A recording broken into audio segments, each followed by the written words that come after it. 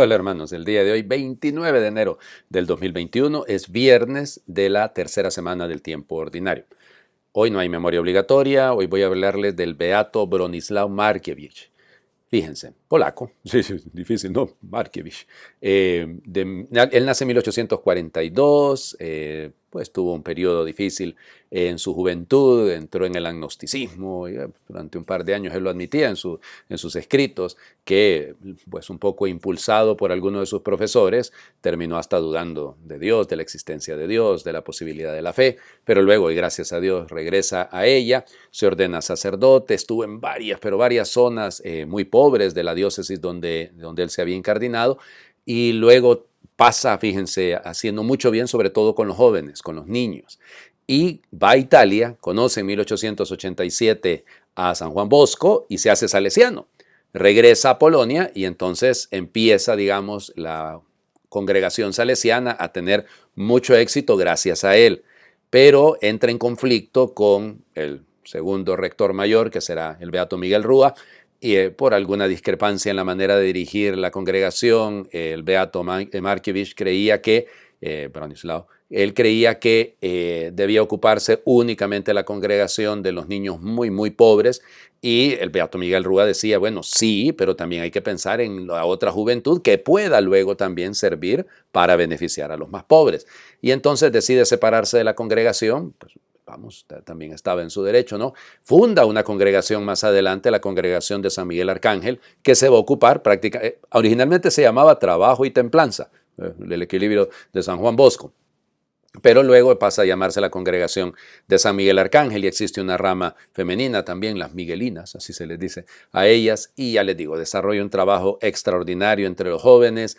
A mí me llama la atención, miren, que todos estos beatos y santos polacos de alguna manera siempre tienen algo que ver con la Universidad Jagellónica. Ya siempre sale por ahí. Y él estuvo muy vinculado con otros santos de la época que le ayudaron, que le echaron una mano, algún obispo por ahí. Él muere el 29 de enero de 1912 y fue beatificado, porque no ha sido canonizado, por el Papa Benedicto XVI, bajo las órdenes del Papa Benedicto XVI, por el cardenal Glemp, en el 2005.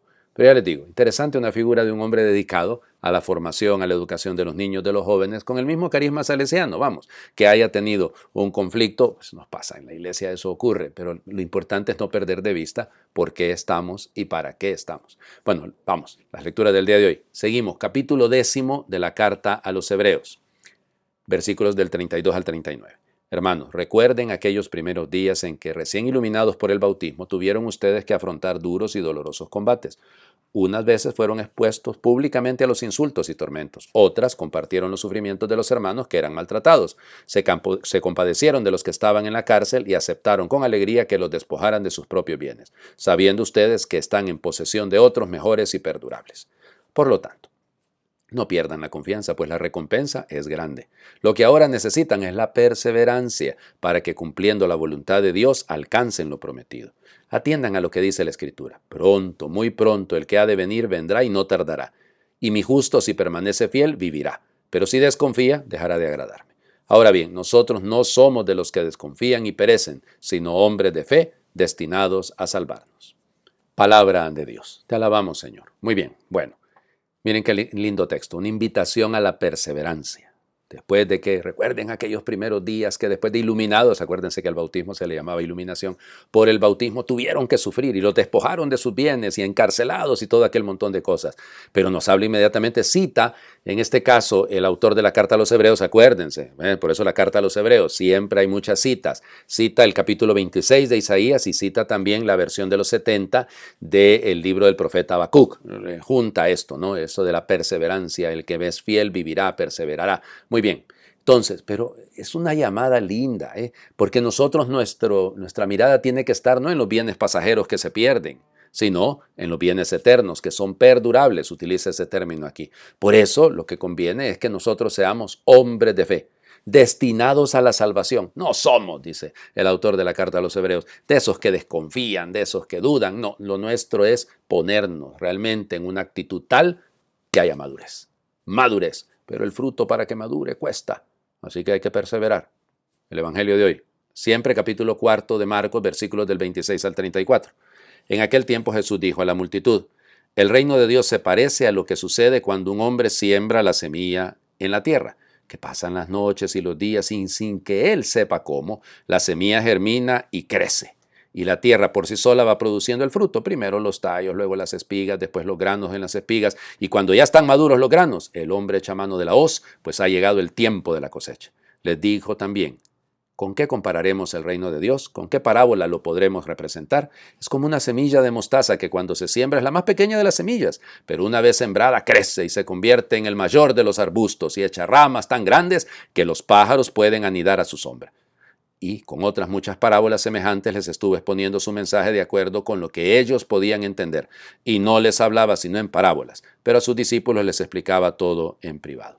Palabra del Señor. Gloria a ti, Señor Jesús.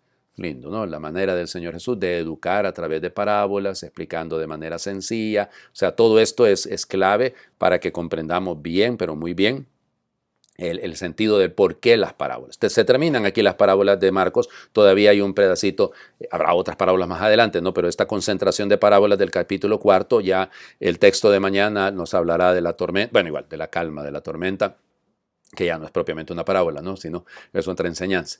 Pero muy lindo esto, ¿no? El utilizar la imagen de la semilla que crece, que todos entendemos este proceso, ¿no? Yo no sé si ustedes en la escuela los pusieron a hacer eso, a nosotros nos ponían en un botecito a sembrar una semillita de frijol y entonces ver cómo iba germinando, cómo iba creciendo. Vamos, nosotros hoy en día científicamente podemos entenderlo, pero en tiempos del Señor Jesús eso no era posible, ¿no? Pero se entendía que había que sembrar. O sea, para que hubiese un arbusto, para que hubiera un palo de mostaza, digamos, un árbol de mostaza, se necesitaba sembrar, aunque fuera la semilla chiquita. Nosotros a veces eso es lo que perdemos de vista, porque quisiéramos las cosas ya esplendorosas, el triunfo de la iglesia, el triunfo de nuestros esfuerzos, el triunfo de nuestras ideas pastorales y tantas otras cosas, ¿no? Pero no, es que hay que sembrar. Usted no se canse de sembrar, usted no se canse de ir esparciendo esa buena nueva, de ir llevando eso. ¿Habrá fruto? Sí, de repente no lo vamos a ver. O sea, seamos honestos en esto, ¿no? De repente nuestros sacrificios, nuestros esfuerzos no alcanzan a ser contemplados en esta vida, pero sabemos que estamos llevando adelante el trabajo. O sea, que no nos cansemos, perseveremos, como decía la primera lectura. No nos perdamos, no perdamos el norte, no perdamos la brújula espiritual, digámoslo así. Que no se pierda el GPS de nuestra vida de fe, para que de esa manera no dejemos de hacer lo que nos toca y lo hagamos bien. Lo hagamos con sencillez y con la confianza de dejar todo en manos de Dios, poniendo todo lo que está de nuestra parte. Les invito a hacer oración. Que nada dependa de mí, ni sea yo el artífice de su iniciativa y desarrollo. ¿Cómo podría sostenerlo? Sí, con el tiempo todo lo que en mí descansa se malogra, envejece y agota en su fecundidad. Que todo descanse en tu promesa creadora de amor y de vida, de crecimiento y multiplicación. Mis días aciagos, mis noches en vela, también mis trabajos, dudas y hasta equivocaciones. Todo se vuelve semilla de algo nuevo en tus manos, sembrador. Amén. Que Dios les bendiga. Feliz viernes para todos. Feliz fin de semana para todos.